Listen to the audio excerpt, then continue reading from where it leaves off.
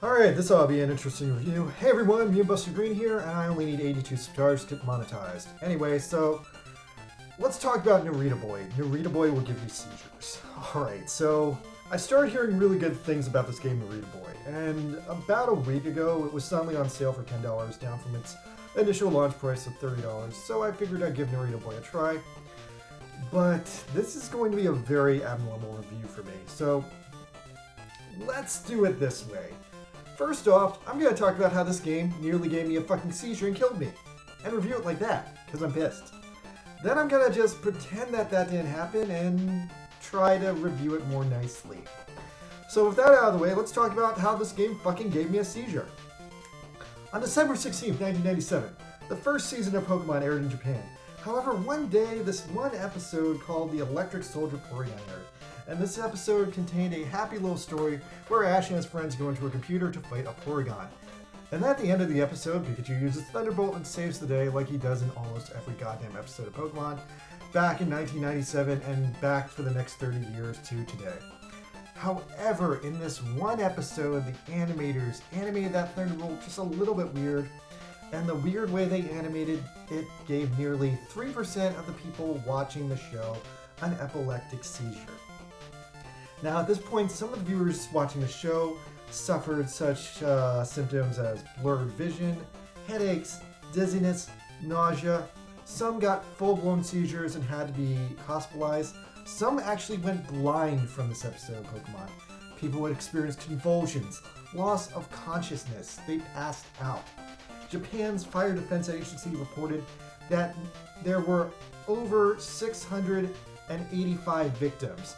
310 boys, 375 girls, and they had to be taken to the hospital by ambulances because people just didn't know what happened to them.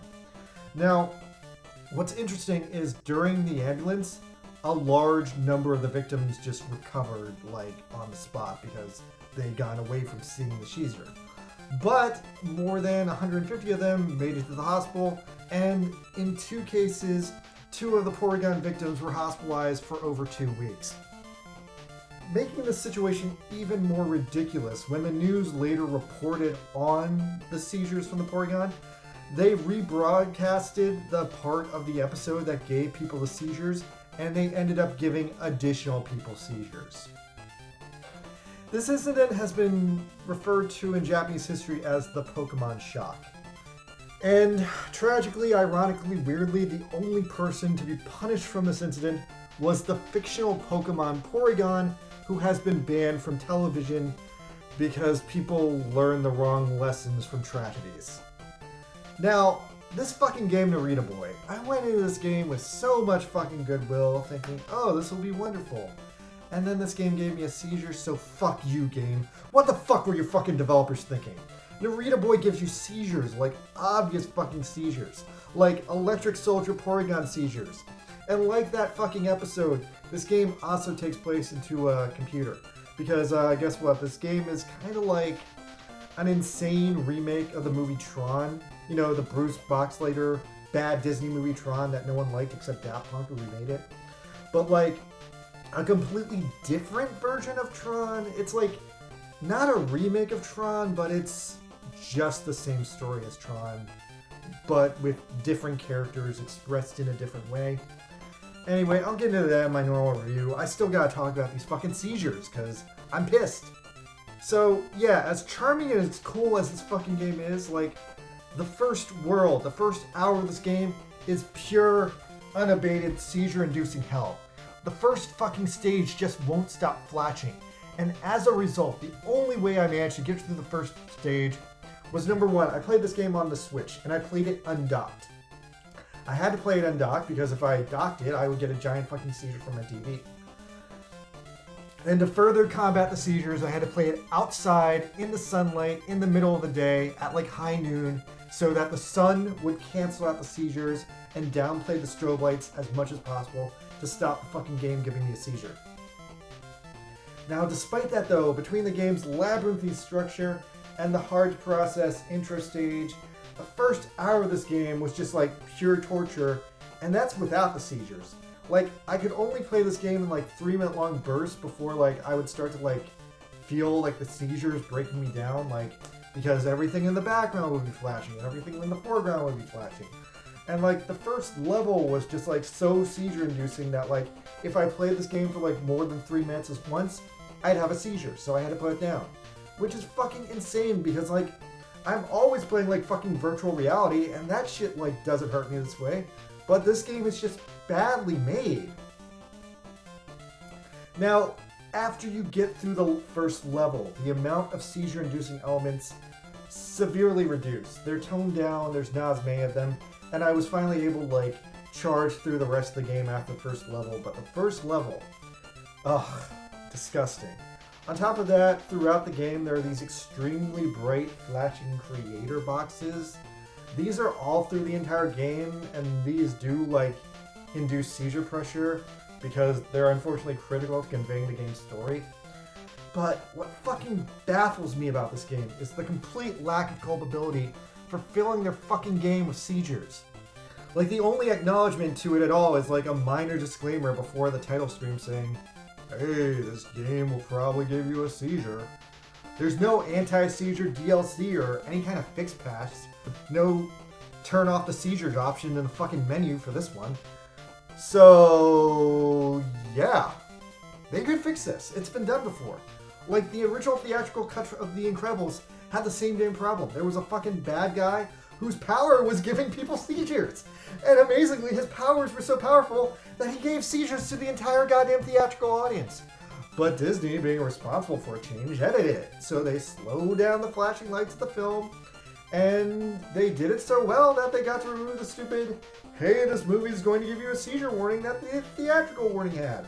You watch it on Disney Plus, you're not going to get a seizure now. Okay, so that is my review of the seizures in Narita Boy.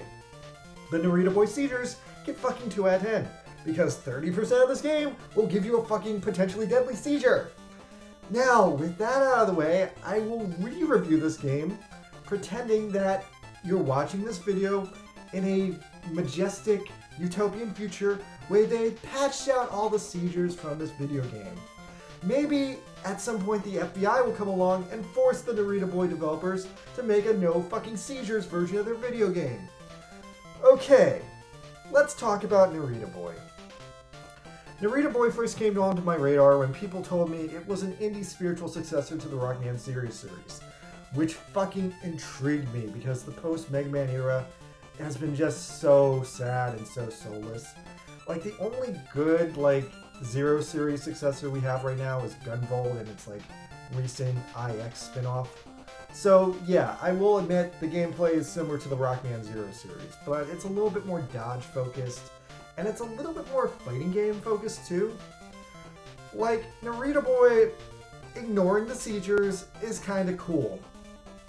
It paints this bizarre story about this like Japanese-American scumbag guy who was obsessed with creating this computer world, and the story of this game is pieced together through these like memory fragments where you have to like put together his past and figure out exactly who he is, while journeying across this like dystopian computer world and fighting these bad guys named the Stallions or Mastal Lions. Anyway, the game is short enough to keep it interesting, and it's punctuated with these like really nice, really fun action sequences. The best way I can describe them is like how in Mario Land, like every like 4 levels, like Mario would ride a plane or a submarine or something. Although retroactively, a lot of them can just be summed up as, now it's an action sequence on a horse, or now it's an action sequence in a mech suit. But the bad thing about this game is the seizures. And ignoring the seizures again, because I'm hoping they eventually get patched out, the general world is just very monotonous. Everything's just dark and blue, and yeah, they kept it interesting with this beautiful, if not sometimes grotesque sprite work. And I will say the best thing about the game is probably the sprite work and then the disco soundtrack. Like, the soundtrack is just bebopping all throughout it. So the story, like I said, they keep it interesting. It's very much Tron. It's very much the same genre as Tron. It's as much of a ripoff as Tron without being the same story as Tron. So it's a different story, and it kind of weaves together a complicated generational tale of like the differences between America and Japan, and like how the different countries have their own unique form of corruption, and how these different kinds of corruption can destroy a modern family in between all that. By the way, as much as this game is about Japan and America, the game was completely made by Spanish people from the country of Spain living in Barcelona. And yeah, so that's kind of left a little bit of a gap where sometimes the Japanese stuff doesn't seem that Japanese.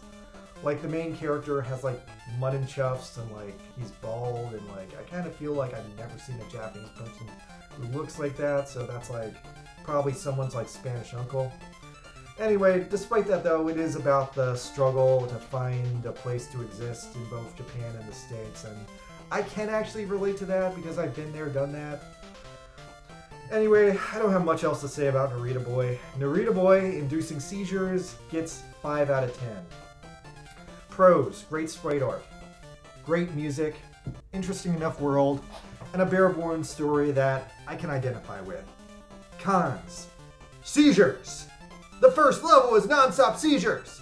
When do the fucking seizures stop? Ah, I'm dying. Ah, it's the Porygons. Ah, they're gonna send me to the hospital. Oh no. Also, the game is confusing. The heavy knight enemies are very, very, very hard to kill, to the point that they almost made me quit the game because they're basic enemies, but they're like as hard to kill as like some of the bosses. The dash attack is very hard to execute. And the game has somehow both too much backtracking and also not enough, because you can't backtrack when you actually need something that you should be able to backtrack for. Anyway, if there is ever a miracle in the future and these damn Spaniards patch out the seizures from this damn game, I will raise the score of this game to Narita Boy without seizures gets a 7 out of 10. But anyway, that's Narita Boy. Alright, yeah, I'm gonna play some other indie games. PSN just dropped a really juicy one in my lap that I haven't even had time to open, but yeah, stay subscribed, guys. I review video games every once in a while. Alright, thank you. Let me know if you played Narita Boy. Did you also have a seizure from it? If you didn't have a seizure, how was it? Let me know. Thanks. Good night.